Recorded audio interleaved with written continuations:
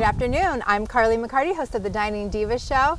Today I have with me Scott Sandbrink, operator of the Working Gardens, and I'm so excited to be with you today. It's great to have you here. We got a beautiful day. Much better than yesterday. Beautiful today as we had to reschedule of weather. Today's perfect. Yeah, this is awesome. I have always wanted, my desire in life is to have a garden. Okay. I love the fresh taste of fruits and vegetables. Well, it's definitely better. I don't have a green thumb. I kill everything.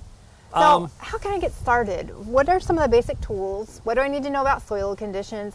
How do I get started? How much space do I need? That's entirely, we're doing a lot of people who are doing container gardening, which I've done, but it requires more attentiveness to the fertilizer.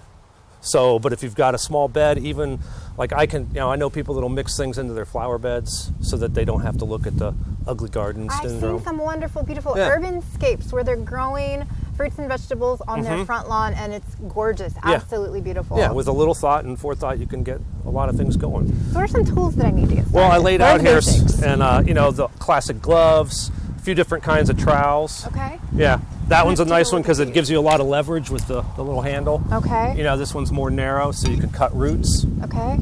So it just depends on what you're doing. Most people, if they're just doing a little patch or you're doing a new bed, that's about all you're going to need because it's already going to be, maybe you've added soil or built a raised bed. Okay. And at that point, you don't need to dig that deep. So we have three nice different varieties of trowels. What about gardening gloves? I like that particular variety in terms of just the rubber coating. Rubberized. I go through them pretty fast, so $3-4, and you're in good shape. A lot of people, I've seen some of the tight fitting, almost like surgical style, that would be used for like maybe turpentine and that kind of thing, but those will work for some people. It depends on the conditions. Okay. So then you've got your rake, maybe a fork, and a couple different size shovels, the cart, a bucket. So what would startup cost be? Well, you're talking $50 in tools maybe, but to be honest, if you go to a garage sale, you might find an old shovel or a trowel or something like that for $1 or $2, Wonderful. And so it doesn't take a lot. The gloves, help a lot. You don't need to shovel as quickly with gloves. Hey Scott, so I've got my tools here. Now what do I do?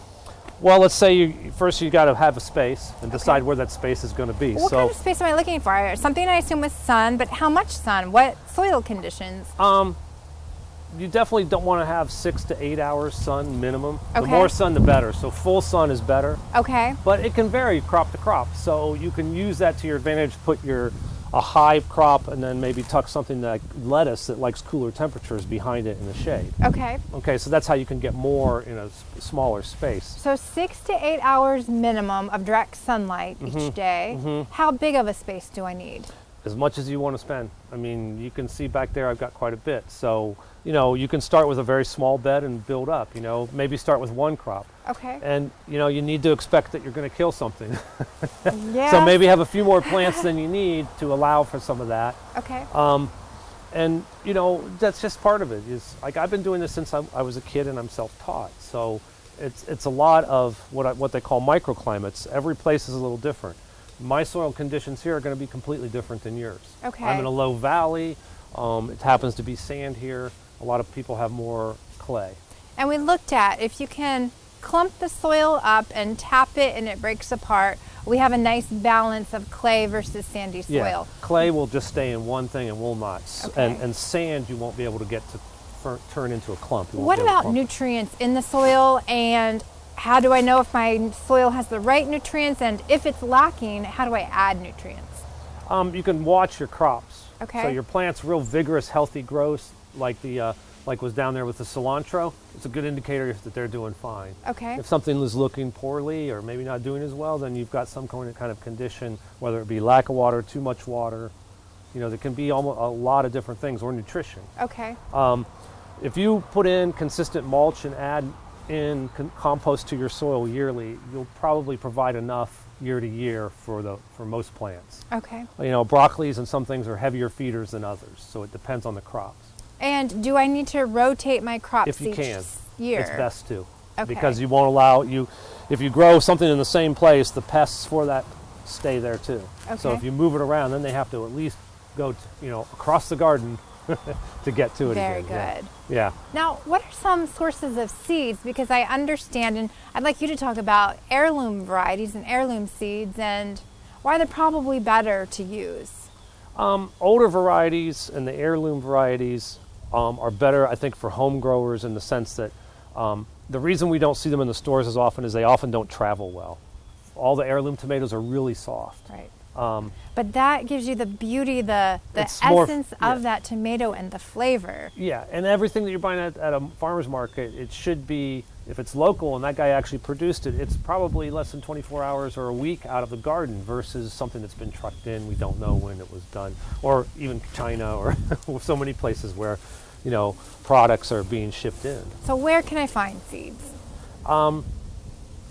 There are seed-saving sites like on Facebook where they do swaps, so that's one way.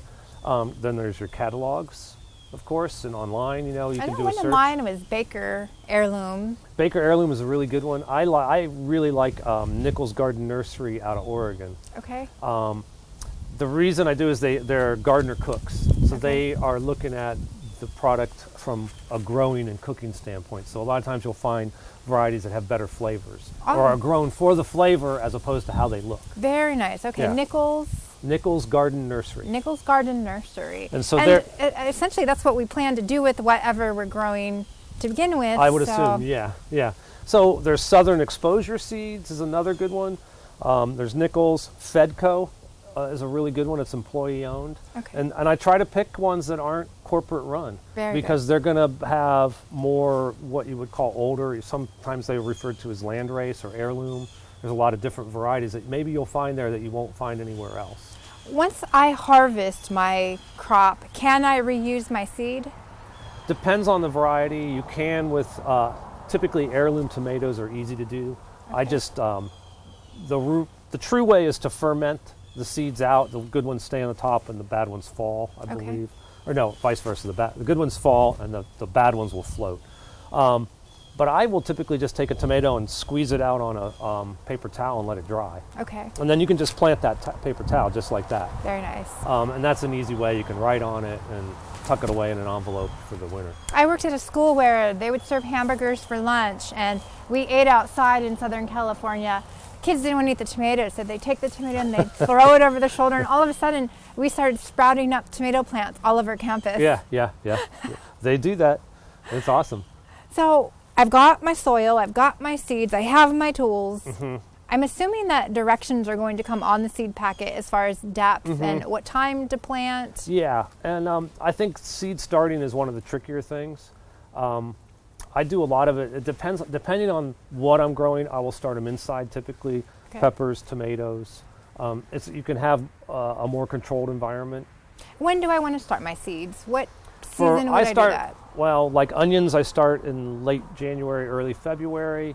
Then I go into usually peppers next. I'll start some perennials in there. Okay. But I'll do peppers sometime by early March. And then usually you can do tomatoes like 4 to 6 weeks before the frost date. So, Okay. and And that that's kind of May gives them a 15th. nurturing, protected environment before you throw them out into the. Yeah, the biggest thing with seed germination is even moisture. Okay. So if you are planting seeds outside, check it every day until they start to germinate. And for that first week or two, keep them evenly moist so that you can, because if they dry out, they'll stop. Okay. And that stop-start can kill the seed, I believe. Is there an easy way to transition them from that nurturing environment you have inside to outside?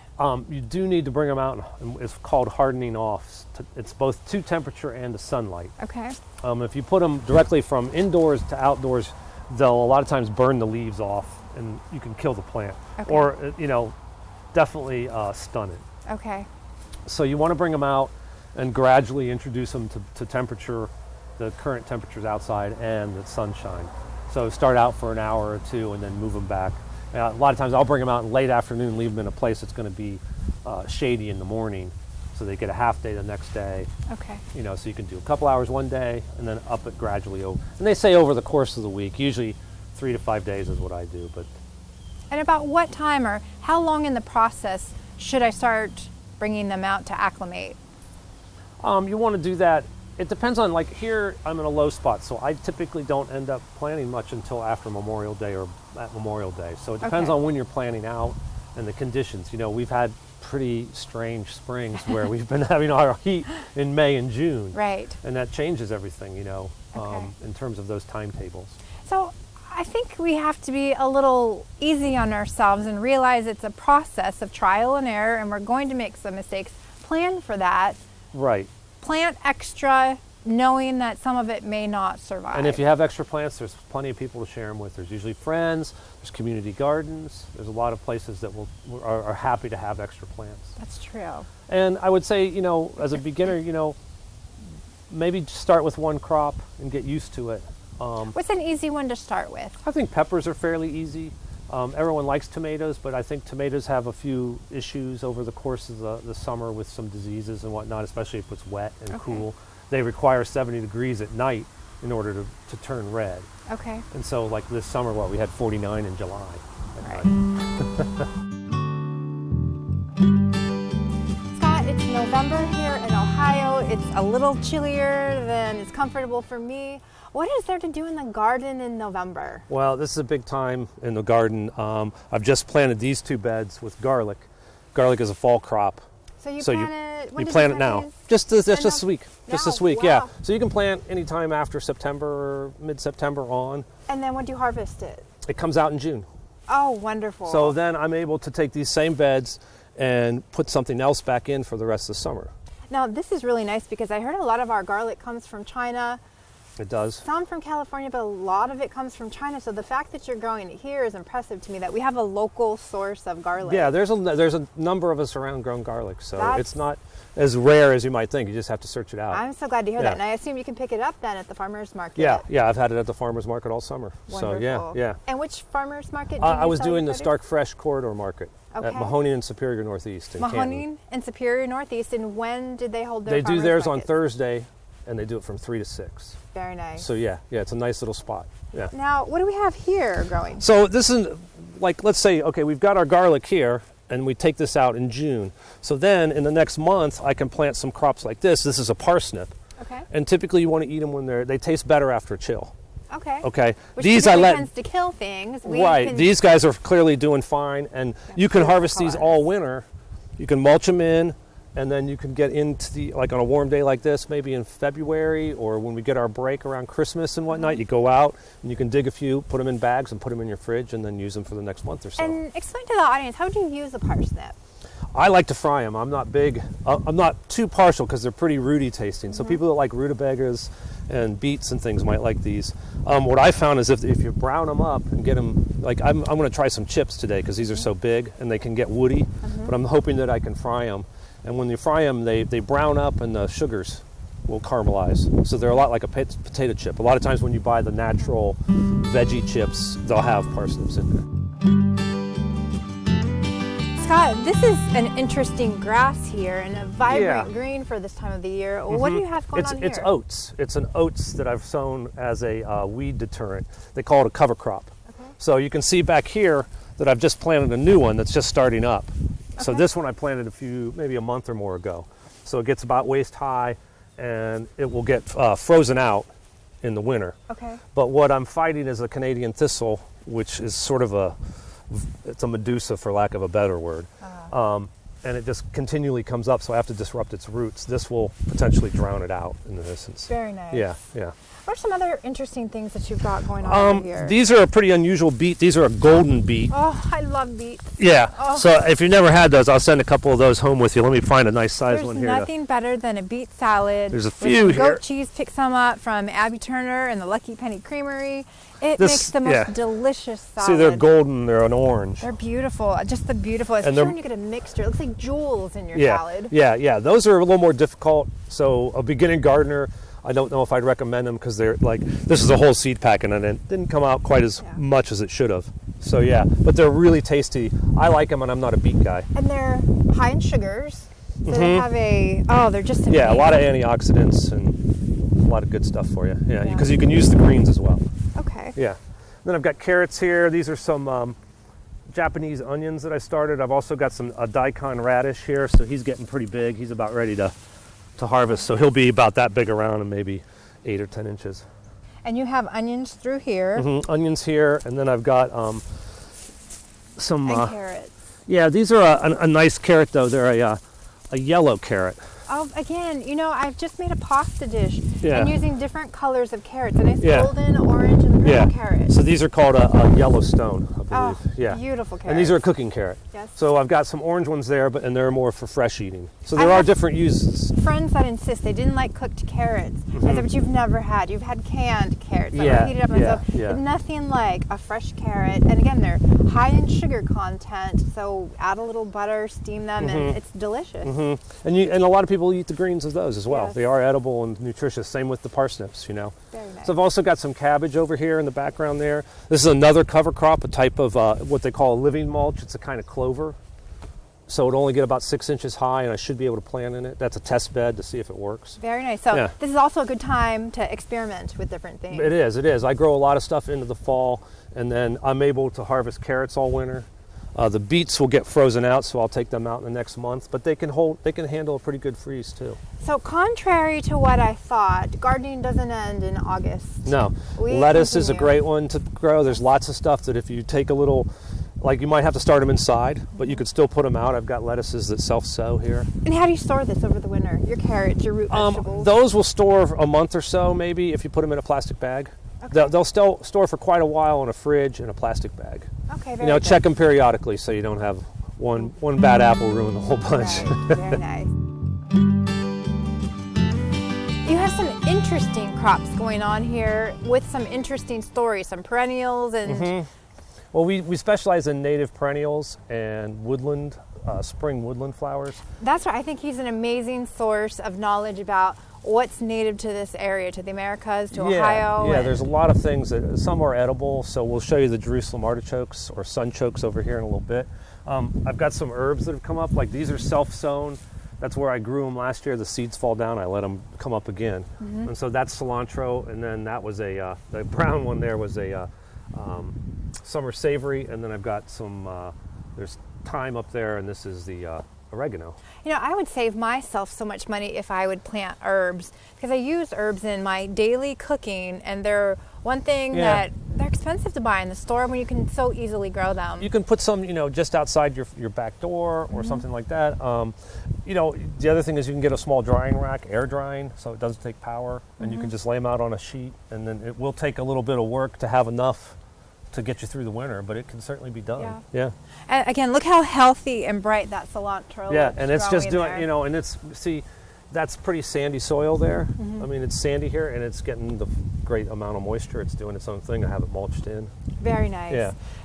This over here is asparagus, so some people may be interested in some perennial type of vegetables, and that's one that they can do. It takes quite a bit to get, like that area right there might produce half a pound or a pound per pick. But that's only because it's quite, it's mature as opposed to a new plant. Okay. It's high in inulin, so it can be a potato substitute for diabetics. You might want to check with their doctor, of course. But these were a Native American plant, and they were planted along the trails. So they always had a ready source of food as they traveled. Be proactive in planning out your meals because it was heavy to carry food. Sure. And much easier just to eat along the trail. Right, and these were really nutritious too. They taste raw. You can put them in salads, and they taste like a water chestnut. Okay. We can cook them, and they're similar to potatoes. Do you eat the skin? Generally, you want to skin them, and the other thing about them is any little bit, like if I take this off and just throw it down, it'll probably grow next year. Very nice. Yeah. They're nice. They get 7-8 feet, so you got to have the right spot for them. Okay. And they sunny conditions here? Sun, they prefer sun. I typically will chop off this flower like that so that the more of the production goes into the bulb, and you'll get bigger bulbs like this one. Very nice. Very nice.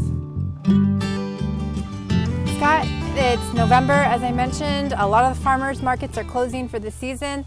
I'm still hungry, and I still need vegetables. Where can I find them? There are a few places. You can go to Petiti's Nursery has a Saturday winter market. Okay. think it's the 2nd and 4th or the 1st and 3rd. I'm not sure. It's 2 weekends a month, I believe. And where are they located? They're out in Louisville. Okay. So you can go out to Louisville. Another good possibility is Local Roots in Worcester. It's sort of a farm cooperative out there. Okay. And they usually have some produce. And you can also use some organizations online. There's one called localharvest.org that I use. Tell me about this one. It's just a listing of CSAs and farm markets and farms in your area. What the CSAs are. This is a really fun. A CSA stands for Community Supported Agriculture, and there's a lot of different forms of it. In a lot of forms, like what you do is you pay a fee for the summer, and then every week for X amount of the season, usually 20 weeks or so, you get a bag or a box of produce from that garden. And this is a fun way. You'll oftentimes get things that you don't recognize, and especially if you have kids, you can research that vegetable together and then develop recipes based on that. You got to be prepared to process a lot of vegetables, and the reason that there's different types of CSAs. Some require you to work apart in the garden for them.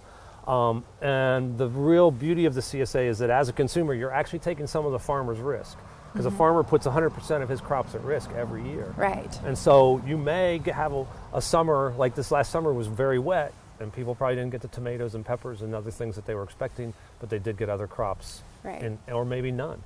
I mean, it was a tough year for people who were doing that because it was so wet this year. Oh, are there any local CSAs here in northeastern Ohio, Stark County? Oh, there's quite a few. I ran one for 3 years, and I basically wore myself out, so I decided to step back a little bit. I know there's a gentleman up in North Canton, Kip Gardner, who runs one. I don't remember the name of his farm. Okay. I know he's in the North Canton area. There's some down around the VAR, so they are in the area. There's High Mill used to run one. I don't know what they're doing now, but some of these same places will, like myself, I still grow garlic and shallots and provide other things.